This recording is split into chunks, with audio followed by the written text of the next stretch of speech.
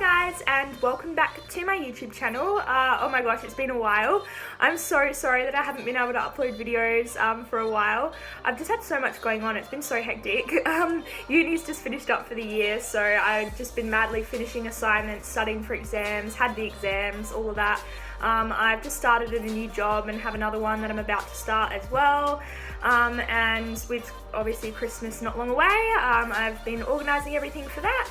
And also, unfortunately, about a month ago, my dog had to be put down. So I've had a lot going on. It's been hectic, but I have a lot more time now, so I should definitely be able to upload a new video each week for you guys, like I promised. So I do apologise for not being able to for a while, but I am good to go now.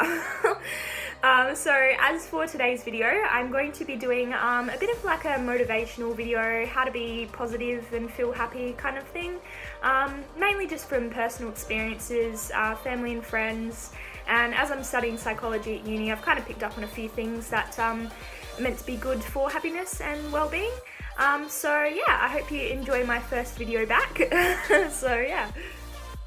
So one thing that I think definitely helps me to feel more relaxed, which in turn I guess makes you feel happier, is being organised. Like, I've always been very organised, it's just a trait of mine, I suppose, but I've definitely found that it's helped me to know exactly what I'm doing and when I need to do it, when it needs to be done by, and so I don't really get stressed for most things anyway. So I definitely think being organised is something that will definitely help. So I find just writing down everything that you need to get done, I just do it in a note on my phone, but whatever works for you can write it in a notebook, you can put it on a sticky note and stick it somewhere that you'll see, but I have my phone on me all the time, I suppose, so I just find it easy to write in a note on my phone. But at the start of each week, I'll just think about what needs to be done during the week, when it needs to be done by, what I need to get or do to have that be done. So, and I'll just write it in a note on my phone, and I'll try and smash out all the littler, easier things first so that I see my list shrink. I like to tick things off the list. So I find getting the easier things done, it might be something really, really simple, like I often have washed my car, so that doesn't take me that long. It's like 20 minutes, it's easy just to smash it out. So I find doing the simpler things first makes it easier. So when you are doing something that's harder, for instance, say finishing a uni assignment or something along those lines, I find that while you're doing that, you're not thinking, oh my gosh, I've got so much to do, I've still got to do this and this and this. Like, at least once you get to the harder things, you have already done a lot of the easier things, and it's like, oh, like, I've only got this and one other thing to do now, like, this will be fine. So I definitely find being organised, figuring out what you have to do, and just getting everything done, and also try and like make a little weekly planner. You can buy them actually from Kmart, stores like that, they have them, but otherwise you can just write it down in a note. Or in a notebook, just a bit of a weekly planner to show you where you need to be. You might have work or things like that, and then you can try and allocate times to do these certain things. So I find that really helps me to not feel overwhelmed and stressed with the amount of stuff I have to do. So yeah, definitely organisation is a big thing. Seeing visually what you need to do and just smashing everything out.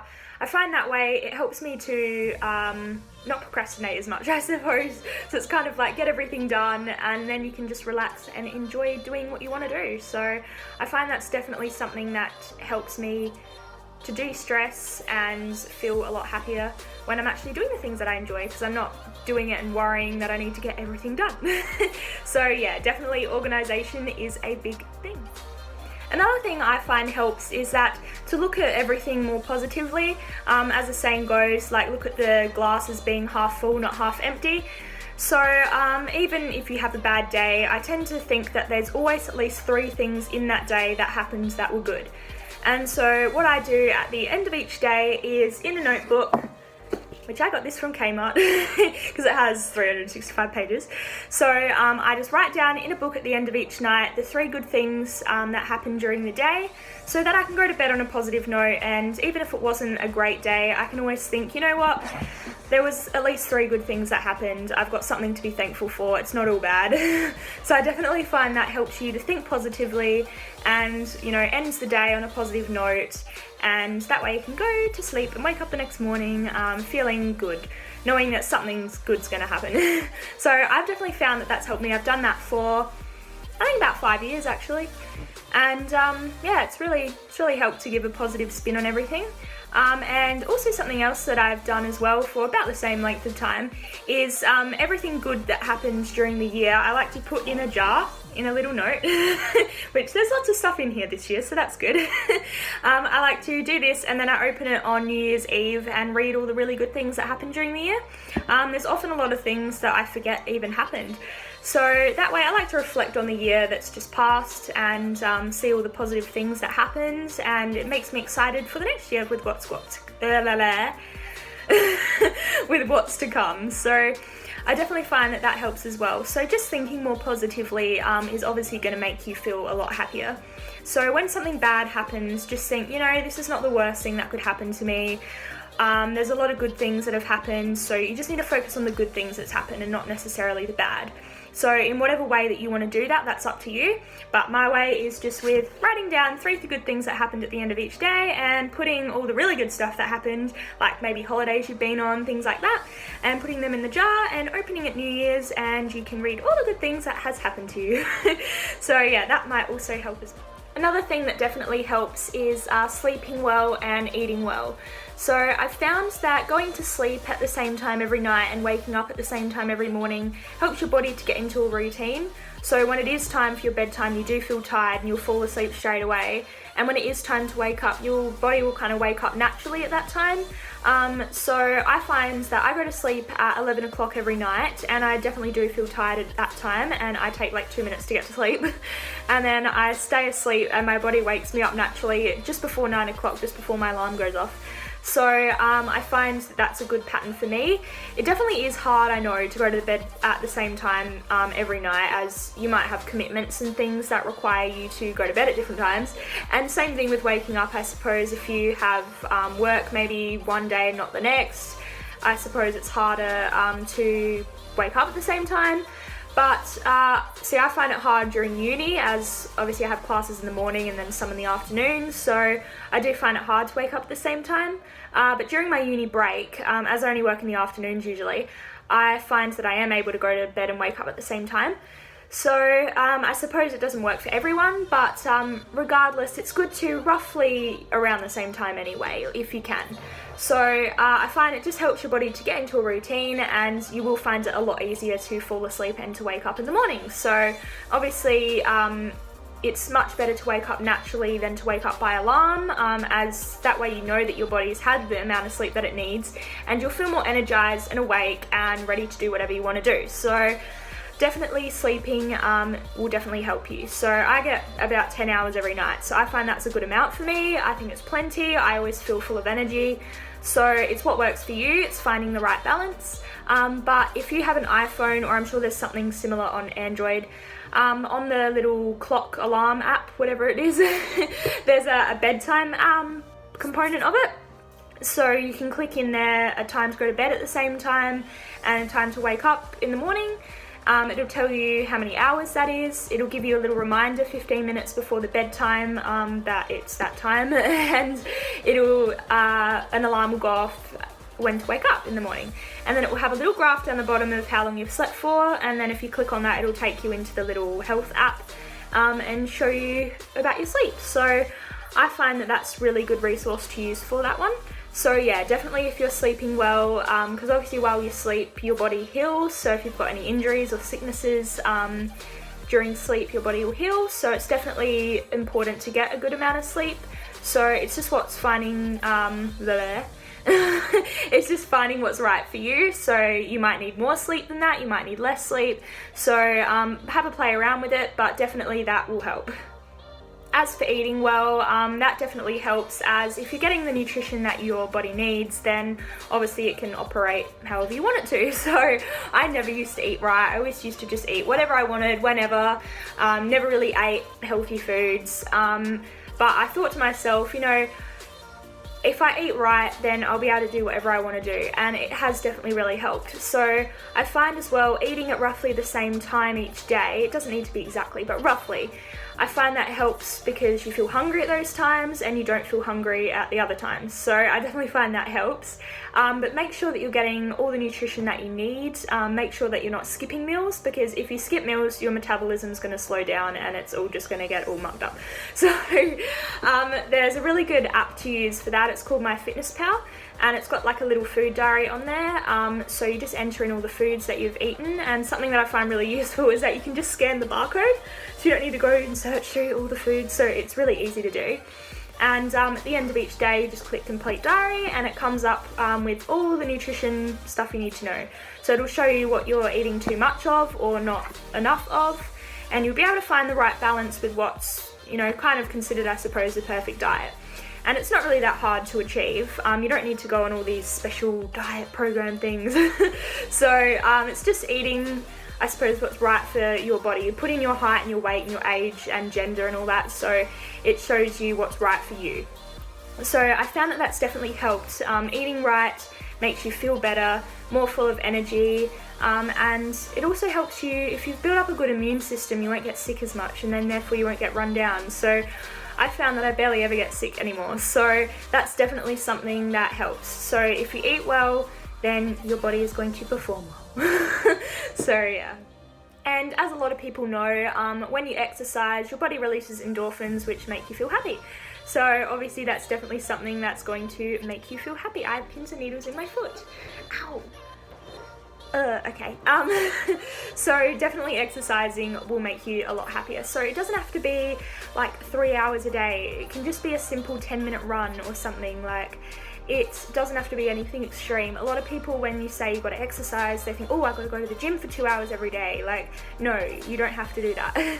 So just a simple, well, they tend to say 20 minutes is good to get the endorphins released in your body.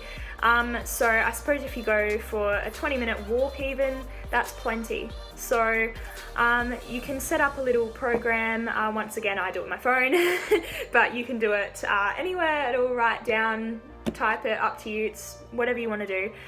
Stick it on your wall. I used to do that. So yeah, you just put up a little plan, which is a good amount of exercise for you. I know a lot of people find it hard to find the time to do all these things. So once again, with what I was talking about earlier with being organized and setting out like a weekly plan, you can try and find a time slot somewhere each day, and just put in, you know, go for a walk. And then hopefully you'll be able to stick to that, because I've found it definitely helps. Like, I've always been active as I've danced pretty much my whole life. So I definitely find it does help release the endorphins and make you feel happier. So I know it is hard sometimes to exercise, especially when you do work full time, for example. I suppose it definitely is difficult, but as I said, 20 minutes is all it takes. So if you can find some time in your day to exercise, that's great. And obviously there's probably a million different things that can make you happy, and I've mentioned a few, but the last thing that I'm going to mention is surround yourself with people and things that you love doing and that are positive and not negative and that bring you down. So for instance, if there's a job that you're doing that you don't particularly love, well, there's nothing stopping you from going out and swapping it for something that you do enjoy. That's what happened to me. I had a job that I didn't think was right for me, and so I decided to go out and look for another job that is right for me, and now I love going to work. So it's just simple things like that. And I know it can be hard sometimes to change from doing things that you've done for a while. Say you've had the job for many years. I know it is hard to, you know, branch out and do something else, but trust me, when you do it, you'll feel so much better for it.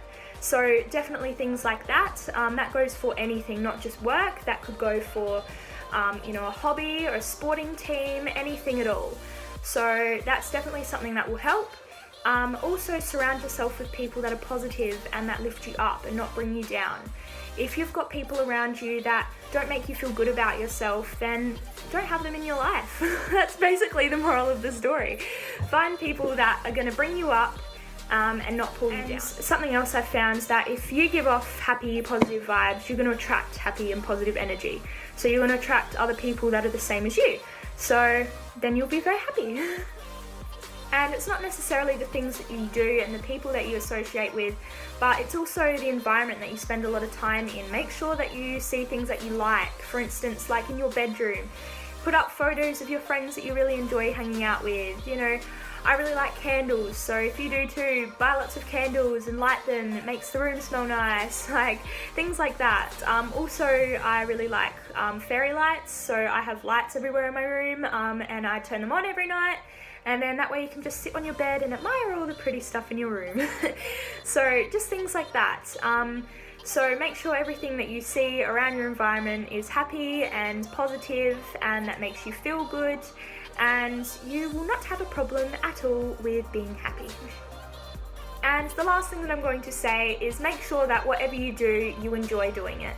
And make sure that you always do things that you want to do. There's nothing stopping you from going and doing something that you wanted to do for a while, and nothing's stopping you from changing things that you don't enjoy doing into something that you do enjoy doing.